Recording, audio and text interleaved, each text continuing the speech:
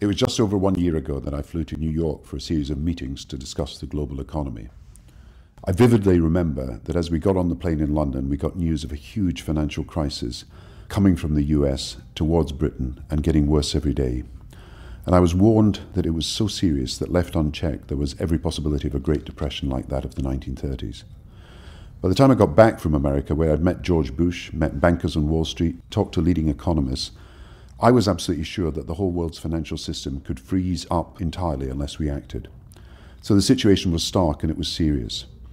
Now, I know sometimes when we talk about global issues, it's difficult to see how they affect our everyday lives. But a collapse of the banking system would have meant none of us could get money from the hole in the wall, families' entire life savings would be lost, and of course no company in Britain would be able to pay their workers. I was determined that this would not happen. We had to make sure the banks stayed open for business, and so we decided to restructure them with £50 billion. This was a huge sum of money, but it was what was needed to do the job. It wasn't an easy or obvious choice, and for a while we were out on a limb. We didn't know how quickly other countries would follow our lead. We didn't know how the financial system would react, and we didn't even know at the beginning if the banks themselves would accept our proposals.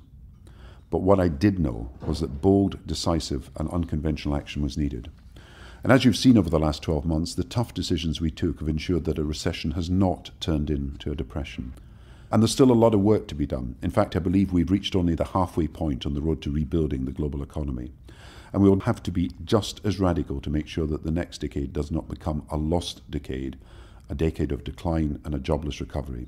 So on Monday, just over a year from our momentous decision to save the banks, I will say more about how we ensure our economy grows in an enduring and sustainable way, because it's ultimately growth that is the key to paying down debt. As ever, we continue to work to build a better future for you, your family, and for Britain.